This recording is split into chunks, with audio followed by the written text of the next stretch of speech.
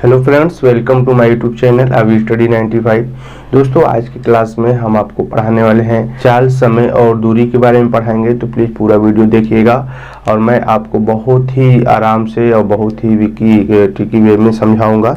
तो वीडियो बहुत इंटरेस्टिंग होने वाली है, तो आप पूरा वीडियो देखिएगा, आपको समझ में भी आएगा। पूरा वीडियो देखने के बाद में कमेंट जरूर आप करेंगे कि आपको वीडियो समझ में आई है या नहीं आई है। तो देखिए, सबसे पहले हम चाल, समय और दूरी को पढ़ाने से पहले कुछ छोटी छोटी चीज़ें जो आपको पढ़ाएंगे, जो आपके लिए बहुत ही इम्पोर्टेंट है और उसी बेस पे आपके सभी सवाल लगेंगे। हम आपको एक ही फार्मूला से सभी क्वेश्चंस को कैसे लगाया जाता है उसके बारे में आपको बताऊंगा। तो इस क्लास में आपको वीडियो को छोड़ना नहीं है, तो आपको पूरा वीडियो देखना है। तो देखिए, सबसे पहले हम आपको बताते हैं। तो चलिए हम स्टार्ट करते हैं। हम बात करेंगे स्पीड की। तो स्पीड को हम चाल कहते हैं और चाल को हम शॉर्ट फॉर्म में एस से डिनोट करेंगे, इस बात को ध्यान रखेंगे। उसके बाद में हम बात करेंगे टाइम की। टाइम को हम समय कहते हैं और इसको हम टी से डिनोट करेंगे। फिर हम डिस्टेंस की बात करेंगे। डिस्टेंस होता है आपका दूरी, और दूरी को हम किससे डिनोट करेंगे? डी से। अब देखिए, एस, टी और डी से डिनोट करने का मतलब ये है कि आपको शॉर्ट फॉर्म इसलिए बता रहा हूँ कि फार्मूला यूज करते समय आप शॉर्ट फॉर्म का यूज करेंगे। तो ध्यान रखिएगा, जब स्पीड रहेगा तो उसको हम कैपिटल एस से, टाइम रहेगा तो कैपिटल टी से, और डिस्टेंस रहेगा तो कैपिटल डी से डिनोट करेंगे। अब देखिए, कुछ बेसिक फार्मूले होते हैं, तो बेसिक फार्मूले को ध्यान से समझिएगा। हम बात करें, आपको एक ही फार्मूला से सभी सवाल लगाना बताऊंगा। तो चाल बराबर होता है दूरी बटे समय, इस बात को ध्यान रखेंगे। चाल बराबर दूरी बटे समय होता है। अब देखिए, चाल को किससे डिनोट करेंगे? यहाँ पर एस से, और दूरी को डी से, और समय को टी से। तो एस बराबर डी बटे टी हो जाएगा आपका। अब देखिए, हम आपको यहाँ पर बता रहे हैं, अगर एक फार्मूला आप याद कर लेते हैं, जैसे चाल बराबर दूरी बटे समय, तो ये आपके लिए बहुत यूजफुल है। आपको अन्य फार्मूला नहीं रटना है, क्योंकि अगर देखिए फार्मूले में ध्यान से कि अगर आपको चाल दिया है, दूरी दिया है और समय दिया है, तो अगर इन तीन में से अगर दो को आपको पता है, क्वेश्चंस में दो दिया है, तो क्या आप तीसरे को निकाल लेंगे? तो आप आंसर बिल्कुल सही तरीके से हम निकाल लेंगे। अगर फार्मूला आप बनाना चाहें तो फार्मूला बना सकते हैं यहाँ से। अगर हम डी की बात करें, अगर दूरी की बात करें, तो दूरी बराबर हो जाएगा आपका चाल और गुणे समय। ठीक है, ये दूसरा फार्मूला आपका बनके तैयार हो गया। अगर तीसरे की बात करें हम समय की, तो देखिए यहाँ पर यह कर देंगे इसको, तो समय बराबर हो जाएगा आपका दूरी बटे चाल। अगर आप तीन फार्मूला बना लिए और बहुत खुश हो गए कितने फार्मूले हमको आते हैं, तो फिर सवाल आपके फंस सकते हैं, आप कंफ्यूज हो सकते हैं कि हम कौन सा फार्मूला यूज करें और क्या लगाएं। इससे अच्छा है कि आप एक बार ट्राई करिएगा, चाल बराबर दूरी बटे समय, इस फार्मूले को याद कर लीजिएगा और सभी सवाल हम इसी बेस से आपको बताएंगे। चाल बराबर दूरी बटे समय, जिसमें से तीन मान आपको दिए हुए हैं, किसी अगर दो के मान को आपको अगर क्वेश्चंस में दिया है तो आप तीसरे को निकाल लेंगे बहुत आराम से। तो ये बेसिक था, इसको याद रखिएगा। अब देखिए, इतनी छोटी सी बातें अगर हम समझ गए हो, तो फिर हम बात करते हैं अगले पॉइंट को। अगला पॉइंट है कि जो चाल है, इसकी स्पीड है, उसको मीटर प्रति सेकेंड में भी दिया रहेगा और किलोमीटर प्रति घंटा में भी दिया रहेगा। तो एक छोटा सा पॉइंट आपको समझा रहा हूँ। अगर कहीं पर लिखा है 20 किलोमीटर प्रति घंटा, इसका मतलब क्या है कि कोई व्यक्ति है या कोई वस्तु है, वह एक घंटे में 20 किलोमीटर दूरी को तय करती है। तो इसका अर्थ यही है कि कोई वस्तु है जो गतिशील है, वह एक घंटे में 20 किलोमीटर दूरी को तय करती है। इसका मतलब ये है। अब देखिए, आगे बता रहा हूँ आपको। अगर कोई भी चाल, स्पीड की हम बात करें, अगर कोई भी चाल किलोमीटर प्रति घंटा में है, अगर इसको आपको बदलना है मीटर प्रति सेकेंड में, तो क्या करेंगे? ध्यान से समझिएगा, इंपॉर्टेंट है पहला पॉइंट कि किलोमीटर प्रति घंटा से मीटर प्रति सेकेंड में बदलना है, तो हम क्या करेंगे? 5/18 से हम गुणा कर देंगे। अब देखिए, किलोमीटर प्रति घंटा है ना, तो ऐसे समझेंगे, नोट पॉइंट। ठीक, जैसे ए है, ठीक, ए कोई मान होगा, कोई संख्या होगा, 4 किलोमीटर, 10 किलोमीटर, 18 किलोमीटर। तो अगर 1 किलोमीटर प्रति घंटा में है, अगर इसको हमको चेंज करना है मीटर प्रति सेकंड में, तो ए गुणे 5/18 से गुणा कर देंगे, और जैसे 5/18 से गुणा कर जाएंगे यह मीटर प्रति सेकंड हो जाएगा। इस बात को आप समझ गए बहुत अच्छे से। हम दूसरे पॉइंट को समझते हैं। अगर मीटर प्रति सेकंड दिया है और इसको चेंज करना है किलोमीटर प्रति घंटा में, तो इस मान को उल्टा कर दीजिए, 18/5 से आप गुणा कर दीजिए। अब यहाँ पर समझते हैं, नोट पॉइंट में शॉर्ट फॉर्म लिख रहे हैं, ध्यान रखिएगा। ए मीटर प्रति सेकेंड कोई चाल है, ठीक है, ए मीटर प्रति सेकेंड, इसको बदलना है किलोमीटर प्रति घंटा में, तो ए गुणे अब क्या करेंगे 18/5 से गुणा करेंगे, तो यह किलोमीटर प्रति घंटा में चेंज हो जाएगा। इतनी बात आपको पहले से भी पता होगी और आज भी आप जान गए हैं कि इतनी बातें आपको करनी है। तो देखिए आगे बढ़ते जाइए, आपको सभी बातें अच्छे से समझ में आएंगी। क्वेश्चंस भी मैं कराऊंगा, ये पहली वीडियो है, तो धीरे धीरे और भी वीडियो आपको प्रोवाइड में कराऊंगा, ठीक है। तो इतनी बात आप समझ गए हैं। अब देखिए कुछ बेसिक बातें हम समझते हैं, ठीक है, ये भी इम्पोर्टेंट है। हम बेसिक बात नहीं समझेंगे, ये फार्मूला हो गया आपके लिए, इम्पोर्टेंट पॉइंट हो गए। अब हम बात आपको समझाते हैं। अगर आपको चाल का अनुपात दिया है और समान दूरी है तो समय का अनुपात क्या होगा, तो समझिए बात को। अगर किसी निकाय की हम बात करें, किसी निकाय की जो चाल का अनुपात A/B में है, समझिए बात को। चाल का अनुपात A/B का मतलब कि 4/5 में होगा, 3/4 में होगा, 6/7 में होगा, तो ये चाल का अनुपात होगा। और समान दूरी अगर उसे तय करना है, इस बात को ध्यान रखिएगा, समान दूरी तय करने में जो समय का अनुपात होगा, ध्यान रखिएगा, समय का अनुपात वो हो जाएगा B/A होता है। अब हम इस बात को समझते हैं कि यह कैसे आया।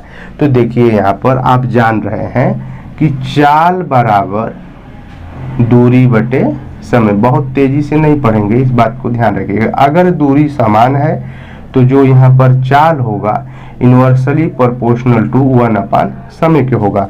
तो जो चाल है वह व्युत्क्रमानुपाती है किसके, समय के। अगर हम बात करें यहाँ पर देखिए कि चाल का अनुपात S1/S2 में है और S1/S2 में किसी भी निकाय की चाल है A/B, तो अगर उसके समय का अनुपात देंगे तो T1/T2 कितना हो जाएगा, B/A। इस अनुपात को हम क्या करेंगे, हम बदल देंगे तो हमारा समय का अनुपात मिल जाएगा।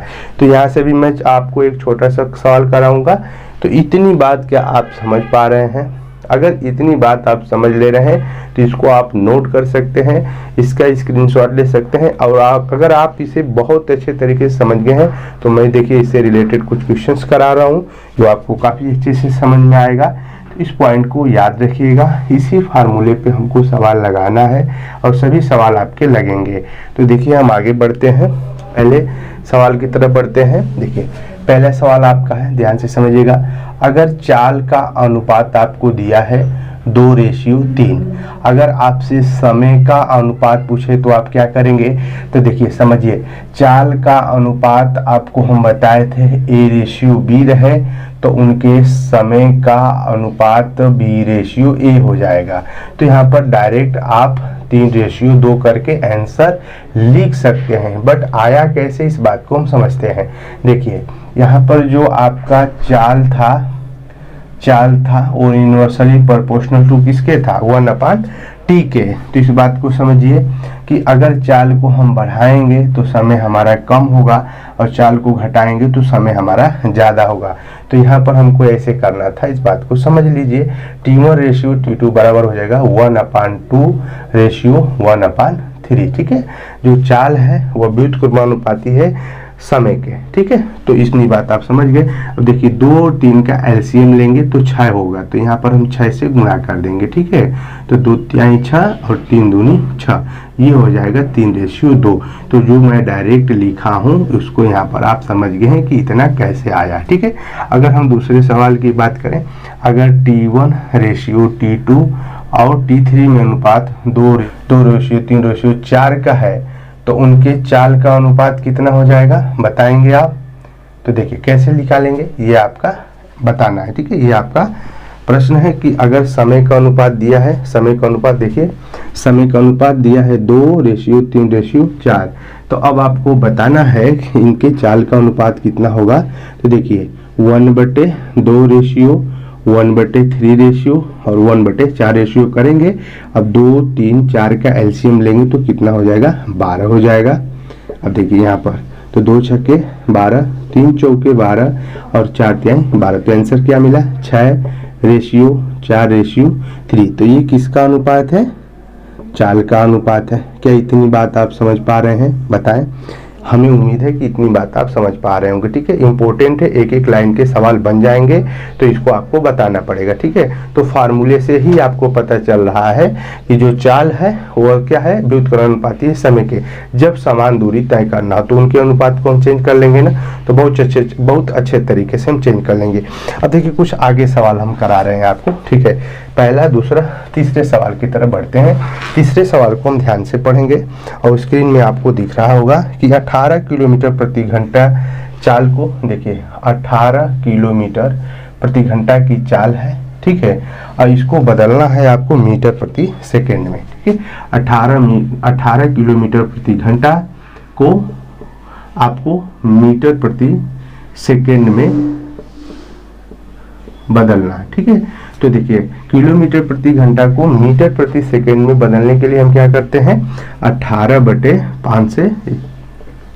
5/18 से गुणा करते हैं, तो ठीक है। तो 18 लिखेंगे, 18 चेंज किसमें करना है, मीटर प्रति सेकेंड में, तो 5/18 से गुणा कर देंगे, तो 18 से 18 कैंसिल, तो ये हो जाएगा 5 मीटर प्रति सेकेंड, ठीक है। पहले सवाल को आप समझ गए हैं, किलोमीटर प्रति घंटा से मीटर प्रति सेकंड में कैसे चेंज करते हैं। 5/18 से गुणा कर देंगे तो मीटर प्रति सेकंड में चेंज हो जाएगा। अगले प्रश्न की तरफ बढ़ते हैं। अगला प्रश्न है आपका 10 मीटर प्रति सेकंड को किलोमीटर प्रति घंटा में बदलें। 10 किलोमीटर प्रति, देखिए 10 मीटर प्रति सेकंड को किलोमीटर प्रति घंटा में बदलें। बहुत आसान है, बदल दीजिए। 10 मीटर प्रति सेकेंड है, किसमें चेंज करना है, किलोमीटर प्रति घंटा में। तो 5/18 से गुणा नहीं करेंगे, 18/5 से गुणा करेंगे। 5 दूनी 10, 2 8 16, 2 कम 2 1, ये हो जाएगा 36 किलोमीटर प्रति घंटा। तो किसमें आप चेंज कर दिए, किलोमीटर प्रति घंटा में। तो इसका आंसर कितना होगा, 36 किलोमीटर प्रति घंटा। क्या इन 4 प्रश्नों में आपको कोई समस्या हुई? क्या यह चारों प्रश्न आपके लिए बहुत डिफिकल्ट थे, जो आप इसे बिल्कुल नहीं समझ पाए? अगर आप पहले से जानते हैं तो यह बहुत अच्छी बात है। छोटे छोटे पॉइंट हैं, जानना चाहिए। अगर जिनको नहीं पता है, इतनी बातें आप समझ जाइए और इससे रिलेटेड क्वेश्चंस को आप बनाइए, आपके सवाल जरूर लगेंगे। देखिए मैथ बहुत हड़बड़ा के नहीं पढ़ना है, बहुत तेज भी नहीं पढ़ना है। अगर आप छोटे से पॉइंट को समझ जा रहे हैं तो अपने ही दिमाग में आप क्वेश्चंस को बना लेंगे और आंसर को भी निकाल लेंगे। तो देखिए बहुत कठिन नहीं था, बस ऐसे सोचना है। एक फार्मूला याद कर लीजिए, 4 बराबर दूरी बटे समय। अब आपको पूरे फार्मूले याद करने के लिए मैं नहीं कहूँगा, मैं खुद ही नहीं याद किया हूँ, भूल जाएंगे आप। अगर एक फार्मूला आपको पता, उसमें 3 मान दिया है तो 2 पता रहेगा, तीसरा निकाल लेंगे। बस आपको दाएं से बाएं और बाएं से दाएं करना रहेगा। दूसरी बात है, किलोमीटर प्रति घंटा को मीटर प्रति सेकेंड में बदलना है। ये चाल की बात करेगा, ऑप्शन में जैसा क्वेश्चन हमको मिलेगा वैसे हमको काम करना है। बट आना चाहिए कि किलोमीटर प्रति घंटा दिया है, अगर पूछ दे कि सीधे बताओ मीटर प्रति सेकेंड में चाल क्या होगी, तो हमको क्या करना चाहिए, 5/18 से गुणा करना चाहिए। फिर मीटर प्रति सेकेंड दिया है, पूछ दिया किलोमीटर प्रति घंटा में बताओ, तो आप क्या करेंगे, 18/5 से गुणा करेंगे। अगर अनुपात में सवाल बनता है तो अनुपात के सवाल भी आप लगा लेंगे। अब देखिए हम आपको कुछ इंपॉर्टेंट सवाल करा रहे हैं, अगर इतनी बात आप जान गए तो इनको मैं रब कर रहा हूँ, इसे आप नोट कर लीजिए। तो देखिए जी क्वेश्चन को देखिए, इस सवाल को ध्यान से पढ़ते हैं, फिर आपको मैं बता रहा हूँ, बहुत आराम से लगेगा। एक ट्रेन की चाल 90 किलोमीटर प्रति घंटा है, उसके द्वारा 5 सेकेंड में तय की गई दूरी क्या होगी, हमको दूरी बताना है। अब यहाँ पर यूनिट को भी विशेष रूप से ध्यान रखेंगे। देखिए जो समय है 5 सेकेंड है, चाल है 90 किलोमीटर प्रति घंटा, हमको आपको दूरी बताना है। तो हम क्या, आपको एक ही फार्मूला हम बताए थे, इसी फार्मूले से सभी सवाल को आप लगाएंगे। S बराबर d/t। आप स्वतंत्र हैं, हम आपको प्रेशराइज नहीं कर रहे हैं कि एक ही फार्मूले से सवाल को आप लगाएं। अगर तीनों फार्मूले आपको याद है तो आप लगा सकते हैं, बट एक बार ट्राई करिएगा, आप हमेशा के लिए फ्री रहेंगे, आपको फार्मूला भी रटने की कोई ज़रूरत नहीं है। देखिए एक सिंपल फार्मूला है, S बराबर d/t। हमको दाएँ से बाएँ करना है, बाएँ से दाएँ करना है, जो मान पूछेगा उसको हमको निकालना है। तो स्पीड कितना है, 90 है, और दूरी आपको फाइंड करना है, समय कितना है, 5 है। तो d बराबर हो जाएगा 90 गुणे 5। अब देखिए जो आपका चाल है वो किलोमीटर प्रति घंटा में है, और जो समय है आपका सेकेंड में है, ठीक है। तो इसको हमको चेंज करना पड़ेगा मीटर प्रति सेकेंड में, किसको, चाल को। तो 5/18 से गुणा कर देंगे, गुणे 5 कर देंगे, तो 18 पंजे 90, तो 5 पचे 25 पचे 125, तो ये बनेगा आपका 5 गुणे 5, 5 पचे 25 पचे 125, 125 आपका आ जाएगा मीटर। इस बात को मैं आपको समझा रहा हूँ कि जो दूरी निकल के आया है वह 125 मीटर है। अब यहाँ पर थोड़ा सा बात को समझिए। देखिए अगर हम यूनिट की बात करें, आपको d फाइंड करना था ना, तो d बराबर s गुणे t कर दिए थे। अब देखिए यस का यहाँ पर सिर्फ आप यूनिट लिखिए किलोमीटर प्रति घंटा, और समय का यूनिट लिखिए यहाँ पर आप सिर्फ सेकेंड, ठीक है, सेकेंड। अब देखिए किलोमीटर प्रति घंटा है और वहाँ पर आपको दिया है सेकेंड, और आपको दूरी की यूनिट निकालनी है। तो अब किलोमीटर प्रति घंटा को आप चेंज करेंगे मीटर प्रति सेकेंड में, तो यहाँ पर मीटर प्रति सेकेंड लिखेंगे, और यहाँ पर पहले से सेकेंड है तो सेकेंड से सेकेंड कैंसिल हो जाएगा, तो आपका बचेगा मीटर। तो दूरी का मात्रा क्या हो जाएगा, मीटर हो जाएगा। तो इसे बेसिक आपको सोचना है, ठीक है, कि हमको आपको क्या कहना, क्वेश्चंस क्या दिया है, हमको क्या निकालना है। देखिए क्या इतनी बात आप समझ गए, थोड़ा सा टेक्निक है, इसको आपको आना चाहिए, इसलिए मैं आपको बता दे रहा हूँ, अलग से इसको हम बताएं, इस चीज़ को समझिएगा, ठीक है। तो d बराबर कितना मिला, 125 मीटर। अगर इस प्रश्न को आप समझ गए तो हम दूसरे प्रश्न को कराते हैं। उम्मीद करते हैं छोटा सा प्रश्न था, आप इसे समझ गए होंगे, ठीक है। 2 सवाल हम बोर्ड पे लिखे हुए हैं, दोनों सवाल इंपॉर्टेंट है, दोनों सवाल को आपको करना है, ठीक है।